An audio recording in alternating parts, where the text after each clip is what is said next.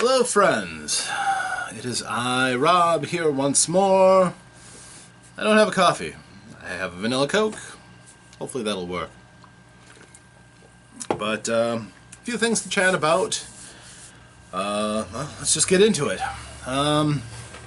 First of all, once again, thank you for all of you who are still here, and appreciate all of you. I am almost done with the opening piece for the game ManyQuest. I really am trying to get a crusher opening for it. This is the big one, so I really want to make sure that the final product is excellent. Although I have been flirting with the idea of putting out something that's not quite as much as I want to shoot for, and then change it later and just put out the stuff for you so that I can move forward. Part of me is telling me that it's a delaying tactic because, well, I'll admit it, I'm scared. I'm a little bit scared of you. Nah, that sounds strange, but realistically, a very intelligent person said that we are our own worst critics, and that's certainly true. However, criticism is kind of, well, it scares some people more than the threat of pain and death. And in terms of something that you believe in or you really want to succeed, yeah, it's kind of a frightening thing to put your child up there on a stage and let people take shots at it. And this will be the first real public viewing for anybody who wants to see for my Dice File game. And over the years as I've been developing it, I've found other games, and sometimes I'll find small similarities, and a few things here and there that I'm like, that's kind of close. I wonder if people are going to say I just stole from this or stole from that. And when I found Savage Worlds, that's really something that affected me deeply because, Savage World breaks its core abilities down by dice values, which my Dice File game does as well. I only found Savage World after, but you never find anybody to believe that. I go a lot farther with it. A lot of the mechanics in my game are going to be different from Savage Worlds. But I do have to admire Savage Worlds. It has a certain elegance and simplicity to it that my game also has, as far as the simplicity goes. The elegance comes from the massive amount that's been put out for that game, all the way to as extreme as Rifts, which is a very hard game to conceptualize a balanced and enjoyable play. I've played the Palladium version of Rifts, and it's gonzo. It's kind of crazy. I really do want to get the Rifts for Savage World and see how that plays out. But I've read through the PDF of Savage Worlds, and it's really good. My game is different. I think some of the key elements in my game are something you're not going to find in any other role-playing game, and I'm going to be happy to show it to you. I've shot the intro video. I took a lot of shots of that video. Again, I want to make this perfect. I want to make this as good a production by myself as I can. And I think you're going to enjoy it. I really do. I hope you do. But I'm coming to the point where even if you don't, and I hear a bunch of negative criticism, it won't destroy me. I'll be okay. I may be a bit afraid, but we'll move forward because everybody who's ever created anything has to get to that point and push on, and that's what I'm going to do. So, yeah, I'm here before you to ask for you to, well, no, don't be kind. Tell me what you really think. That's what I need to hear. I need criticism. Otherwise, my product won't be as good.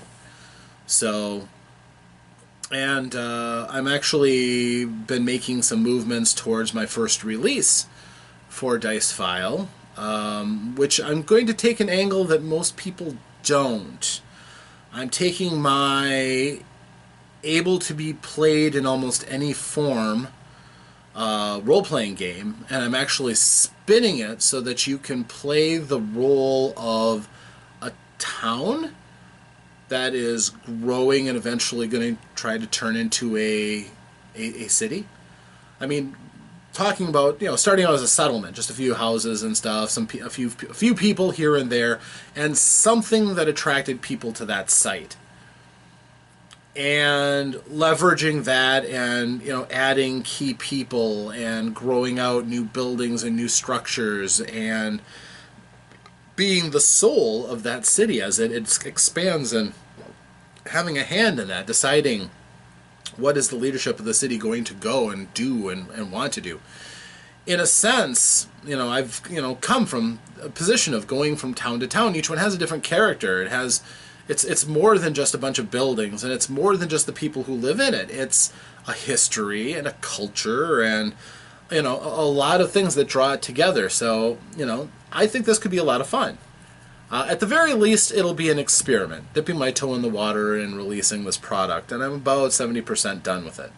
So ManyQuest will actually be the first time it goes on stage with Dicefile. Although on a very small scale, it's almost kind of like a playthrough, because the character is already made, you get to see how the mechanisms work and everything, but for the most part, this isn't going to be like handing my role-playing game over to a bunch of people, unless, of course, you take the information that I put in my introductory video and start playing the game, which you could do, technically. There will be some, higher-end rules that will not be included in the introductory, because anything that doesn't impact what we're going to do to start, I'm not going to cover yet. But, yeah, I think it'll be pretty good. And I hope that you guys will enjoy it. Yeah, it's just scary. But I trust you guys to give me a fair shake. All of your different perspectives and experiences, I hope to get a fair assessment of what I'm doing, if it's worth going forward with, and so on. So I know it's better than a lot of games that I've seen in the past. I don't know if it has the legs to be considered one of the really, really good games out there that people get excited about, but I like to try. So that's what you're going to see out of me. Also, possibly of note to you, if you like 5th edition Dungeons & Dragons, I have a podcast. I have, yes, created my own podcast. I do, if you followed the Lair of Omnicide, as everybody here hopefully does, I have been doing a podcast with my friend Dave called Back to the Podcast, where we talk about movies, older movies mostly, and occasionally other topics that come up. This one's all about role-playing. This is just pure me. And it's called An Honest Wizard. And it's basically the podcast of Lord Kadrian de Flynn. Yeah, I love my characters. Lord Kadrian de Flynn is one of my personal favorite characters, probably my fantasy avatar. He would be like Elminster to Ed Greenwood, as much as anything. Something about us fantasy people just liking old, stupidly powerful but old, wizened wizards. But yes, it's called An Honest Wizard, and basically what I'm going to do with it is I'm going to pry and poke into elements of gameplay and things like wizard spells, and help, hopefully, if anybody listens to it, hope to show them alternate ways other than the most obvious of using some of the resources. Earlier days of role-playing, before everything was codified and tightly defined, people were kind of left to their own devices on how to keep their characters alive. The original days of Dungeons & Dragons, you would go into somebody's dungeon, and you would just have basically the rules on combat. So you would have to decide, okay, there are traps that can kill me. How am I going to find these traps before they kill me? I'm going to, get a 10-foot pole, for instance, and prod the floor and see if I can hear hollow spots or find cracks. Maybe I'll pour some water to see if it runs into cracks to outline a trap door so I don't fall into one. Or if I see strange markings on the side, maybe I'll take the body of a goblin that we killed and throw it along and see if a trap is triggered. These are legitimate ways that we've used in the past to try to, keep our characters alive in a situation that isn't always optimal. Now, there are ways of rolling and checking for everything, but it doesn't mean that you aren't rewarded for thinking outside of the box or for finding other uses for otherwise banal and sometimes fairly boring sounding situational magics and items and things. So my first one was on the spell Acid Splash for Wizard. It's a cantrip. It's not a very exciting cantrip when you first read it. At the risk of being boring to those of you who don't like 5th edition Dungeons & Dragons, and that's fine, but Acid Splash is a medium-range spell that hits an opponent for 1 6-sided die worth of damage if they fail their saving throw, and if there's somebody standing next to them that you also want to hit, they also have to make a saving throw or take the same damage. It scales up as you go up levels, but that's it. That's as exciting as it gets. It sounds like a really boring and relatively useless spell, considering that there are equivalent cantrips like Firebolt that have double the range and do a d10 damage to a target.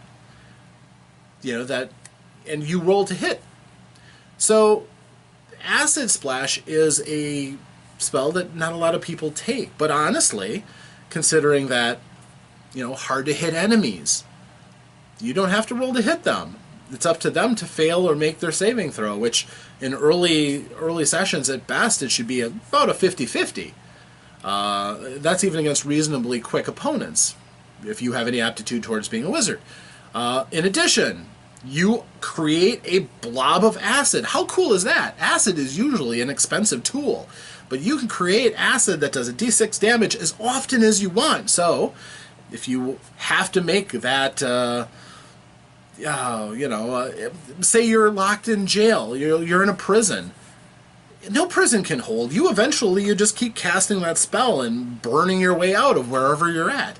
You burn a hole through the bars or whatnot, unless your game master decides that they actually have really good steel that's going to be resistant to acid.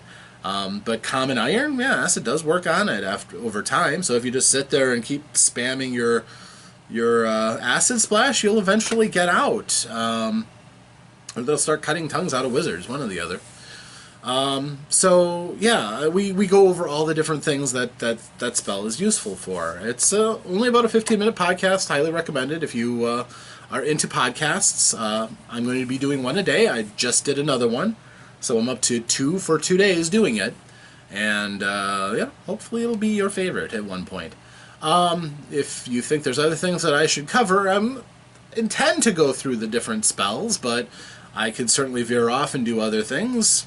As you know, my content list is for hire, and hire in just as much as a good suggestion.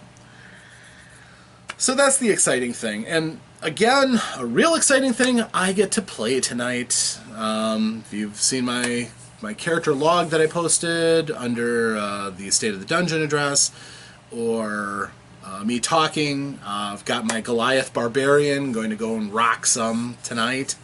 We get the big meeting in Waterdeep that's going to set up.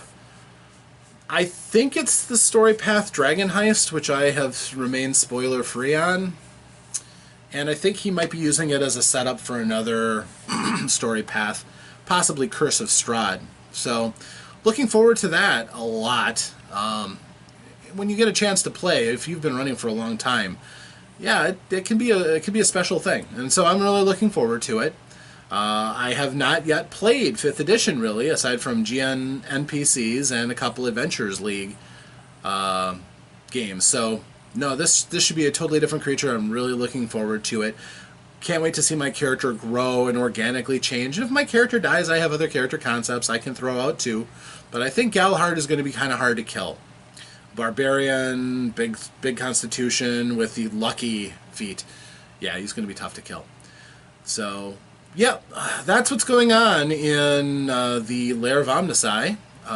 We will be getting the ManyQuest opener very soon. I'm hoping for tonight or tomorrow. We'll see how much progress I can make this afternoon.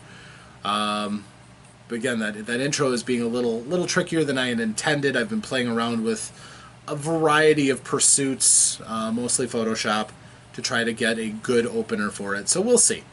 But if it takes me a few extra days, please be patient with me. I will get it up as soon as I can. Of course, I would love to hear your feedback. Always enjoy hearing that. Been having some really vocal people lately, and I've really been happy.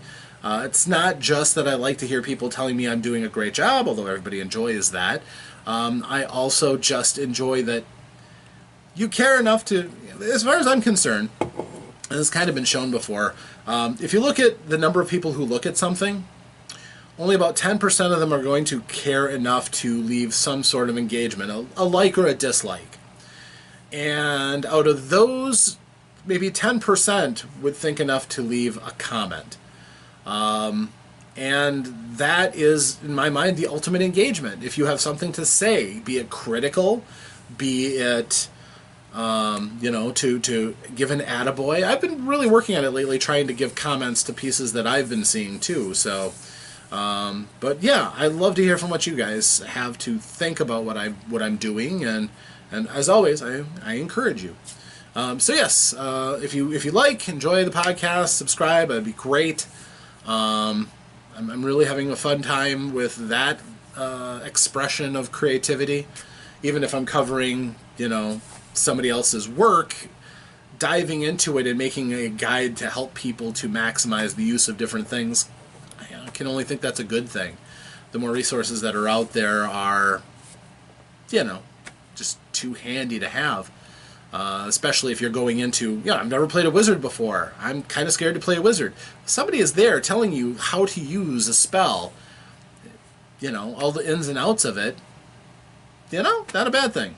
So, thank you again for watching. I will see all of you later. I've got a lot of work to do, and I'm doing it all for you. So thanks for following me, believing in me, and keep your eyes open. We're going to have some fun. Farewell.